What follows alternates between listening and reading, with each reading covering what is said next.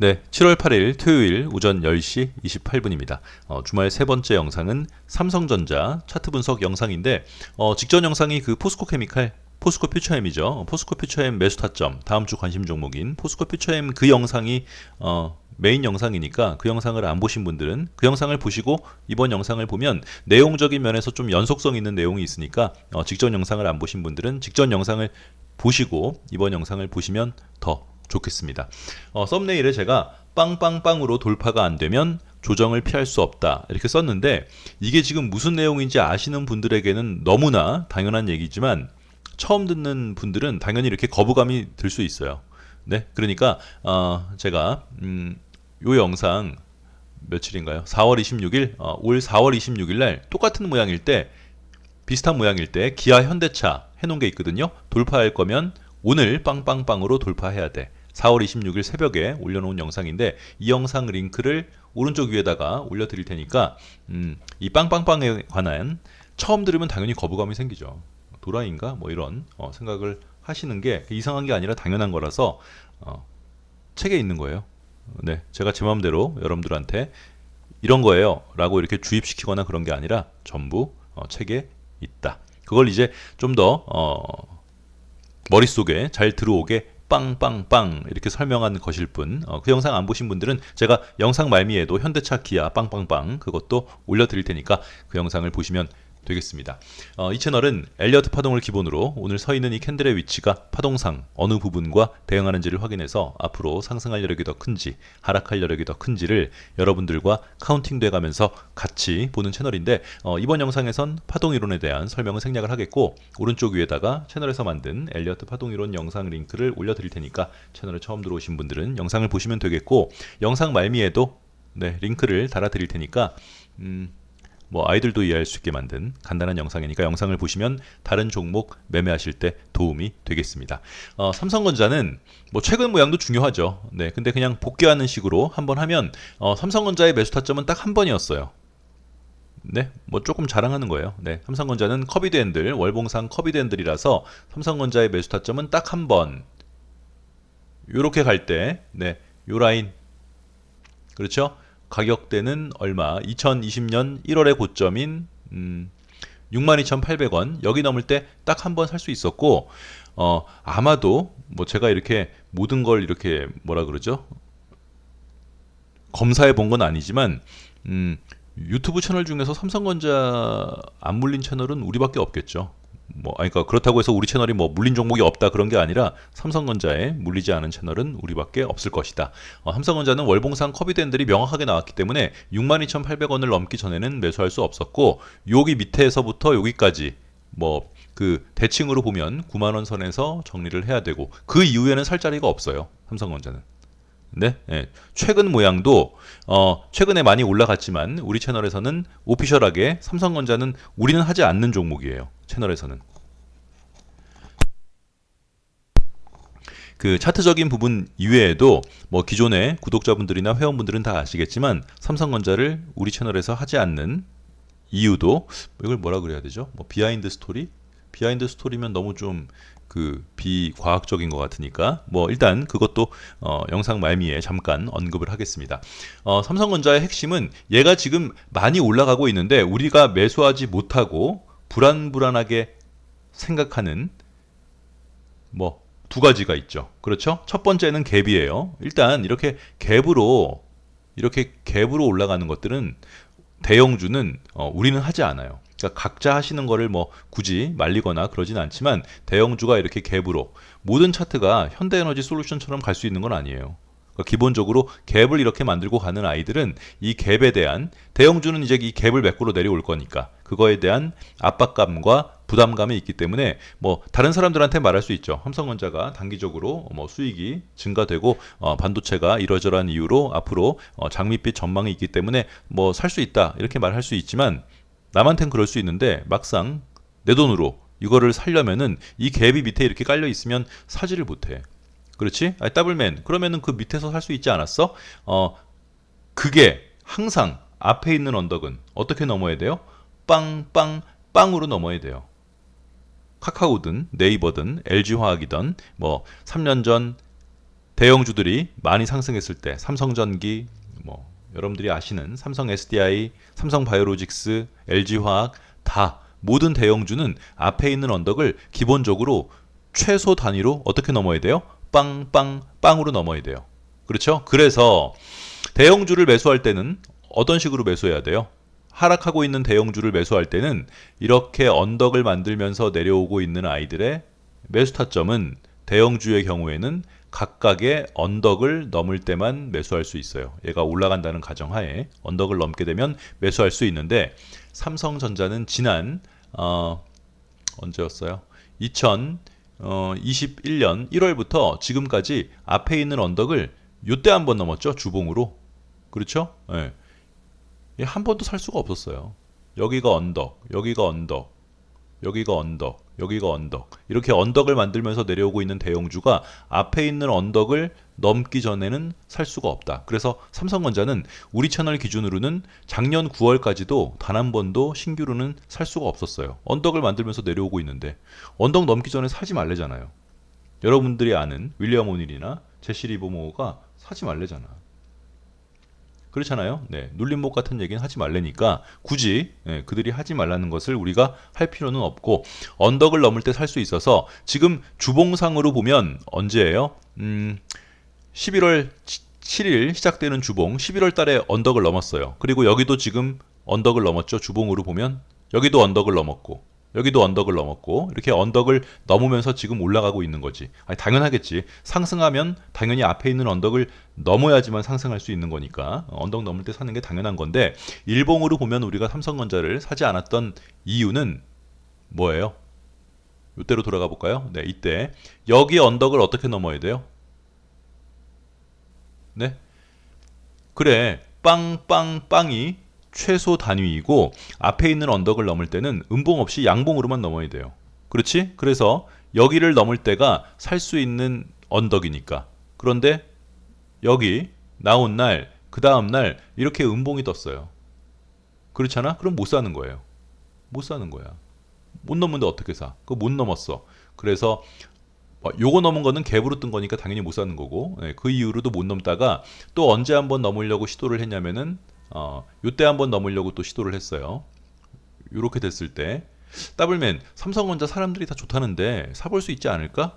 뭐 살 사람들은 각자 사도 되지만 왜 별로예요? 그래 빵빵 빵으로 넘어야 되는데 이미 벌써 빵 뿡이 나왔어요. 음봉이. 그렇지? 그러면 여기서 장대 양봉으로 쫙 말아 올리지 않으면 뭐 이런 대형주가 장대 양봉을 막 이렇게 일으키면서 가기 쉽지 않겠지만 아무튼 앞에 있는 언덕을 빵빵빵으로 넘어야 되는데 이미 벌써 양봉, 음봉이 나왔기 때문에 이건 별로야. 이거 또 갭으로 떴잖아요. 그렇죠? 그래서 삼성전자를 한 번도 산 적이 없어요. 이 갭 매꾸로 또 내려오는 거고. 일단 앞에 있는 언덕은 어떻게? 빵빵빵으로 넘어야 돼요. 그래야지 얘가 올라갈 수 있다고 보는 거죠. 그리고 여기서도 실패했다가 다시 올라간 게 이때였죠. 네. 이때 여기 언덕을 넘을 때 살려고 하신 분들도 빵빵빵으로 돌파하면 뭐 각자 우린 일단 하지 않으니까 삼성전자는 우리 채널은 삼성전자는 하지 않는다. 근데 이때도 어떻게 빵빵빵이 아니라 빵빵뿡이 나왔어요. 그럼 이것도 제대로 못 넘는 거예요. 그지? 그래놓고 이제 이렇게 돼서 이제 좀 잊혀졌다가 갑자기 이날 5월 19일 날 갭 상승이 일어났는데 일단 이 갭을 메꾸러 내려온다고 봤는데 갭을 메꾸지 않고 계속 올라가는 거죠. 더블맨 갭을 왜 안 메꾸는 거지? 그러게요. 아이씨 안 메꾸나 본데요. 네. 그래 그럼 항상 불안한 거예요. 그래서 삼성전자는 앞에 있는 언덕을 주봉상으로 보면 양봉으로 넘었기 때문에 그 위에서 끝나지만 디테일하게 일봉으로 보면 한 번도 여태까지 앞에 있는 언덕을 양봉 빵빵빵으로 넘은 적이 없어서 항상 불안해서 우리 채널에서는 신규로는 하지 않고 최근 모양은 여기 갭 이 갭을 저도 개인적으로는 메꾸지 않고 그냥 갈 줄 알았어요. 네, 워낙 올라가니까 그런가 보다. 왜냐면 갭 메꾸지 않고 제대로 한번 시세를 준 종목이 있잖아요. 뭐 현대에너지 솔루션, 현대에너지 솔루션 그래. 얘가 있어서 이것 때문에 또 한 소리 들었죠. 네, 얘가 요 갭을 우리가 보고 있었어요. 얘는 살려고 여기 언덕 넘을 때 살려고. 그렇지.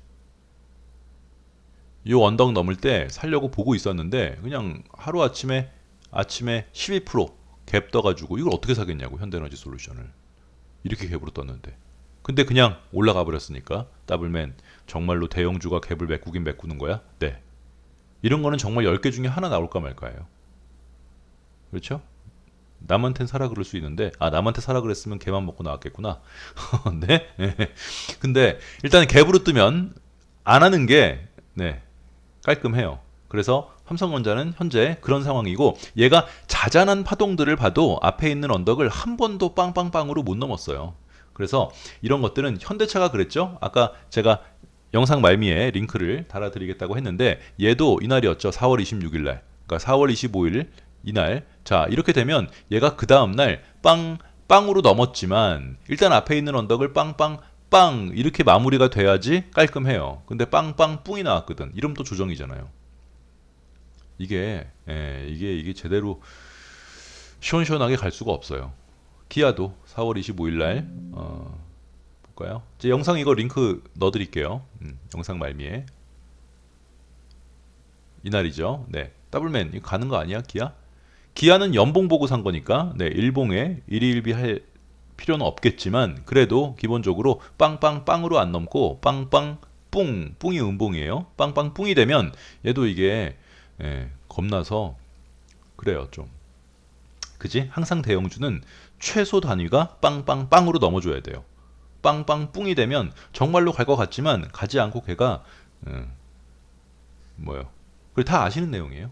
뭐 특별한 내용은 아니지만 한 번 더 점검하는 차원에서 하는 겁니다. 삼성전자 갭을 몇 프로 내려 올려나? 그거 모르겠어요. 네, 우린 하지 않으니까.